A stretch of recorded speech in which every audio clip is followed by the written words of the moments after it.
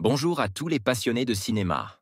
Je suis enchanté de vous retrouver sur ma chaîne Cinémadicte, où je vous propose les meilleures infos sur les nouveautés cinématographiques et les films déjà sortis.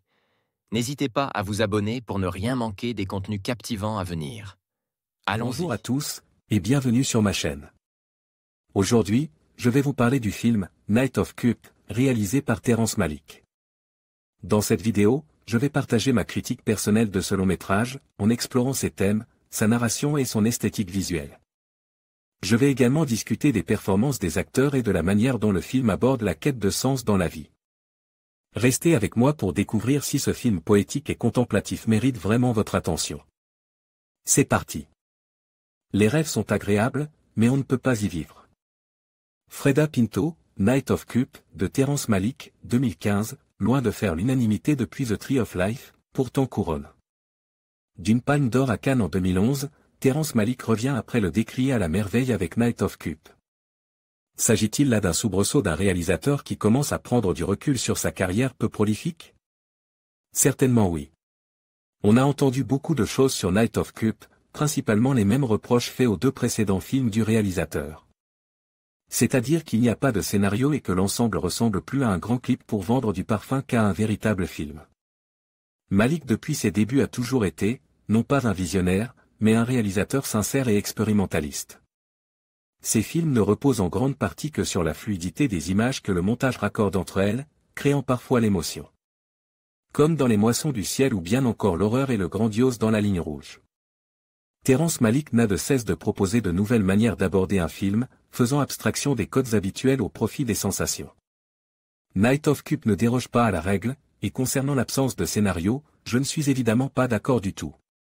Le film s'apparente à un conte, une fable dans laquelle Christian Bale représente une sorte de chevalier à la recherche de son Graal. Qu'il trouvera ou pas d'ailleurs.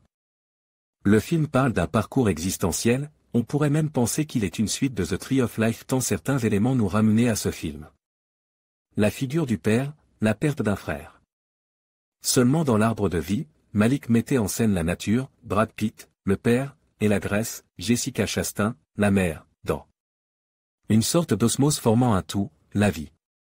Ici dans Night of Cupid, Bale recherche la Grèce dans ce monde où il vit et dans lequel la nature s'est transformée en une sorte de monstre qui consomme tout. La célébrité qui avilit les hommes, l'apparence qui dénaturait l'être, la recherche incessante du plaisir, charnel ou pas, qui vient embellir le quotidien et qui meurtrit dès lors qu'elle se solde par un échec. Malick fait référence à l'amour dans Night of Cupid, plus que dans À la merveille finalement, car il y parlait surtout du couple. La Grèce réside dans bien des choses, et pour le personnage de Rick elle réside dans l'amour d'une femme, la stabilité d'un couple. Mais cela n'est peut-être qu'une utopie finalement, tant la nature revient sans cesse reprendre ses droits. Le symbolisme a toujours été un moteur du cinéma de Terrence Malick, Night of Cupid en est jonche évidemment. Car dans ce film tout n'est que symbole, même les personnages. Malick ne cherche pas à leur donner une vraie identité, à vrai dire son but n'est pas là, son but c'est de livrer une pensée, peut-être. Celle d'un réalisateur vieillissant qui ne parvient toujours pas à trouver son Graal, peut-être ce chevalier des coupes est-il Malick lui-même. Au-delà de cela le film est certainement avec À la merveille, l'un des plus linéaires du réalisateur dans sa période post-Nouveau Monde. Même s'il mérite sûrement plusieurs visionnages pour en saisir toute l'essence, Night of Cupid est pourvu d'une narration claire. Et découpé en chapitres sur le modèle d'un jeu de tarot pour signifier les diverses phases du parcours de Rick. Petit bémol cependant concernant les choix des morceaux, Malick nous a habitués à plus de densité dans ses accompagnements musicaux. Quant au casting il est évidemment très bon, les impros sont justes et la caméra sublime les acteurs. Nathalie Portman est rayonnante.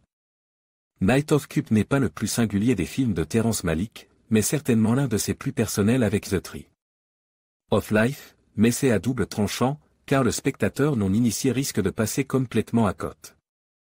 Il s'agit là d'un conte moderne dans lequel le réalisateur s'attache à opposer la nature et la grâce, aux antipodes donc de la grande symphonie sortie en 2011. C'est beau, troublant mais terriblement inspire. Ma note, 8/10.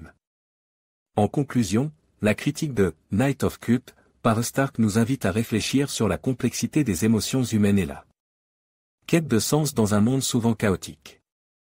À travers une analyse approfondie des thèmes et des visuels du film, Stark parvient à mettre en lumière la richesse narrative et La profondeur des personnages. Ce film, bien que controverse, mérite une attention particulière pour sa capacité à susciter des réflexions sur notre propre existence. Merci de nous avoir accompagnés dans cette exploration cinématographique.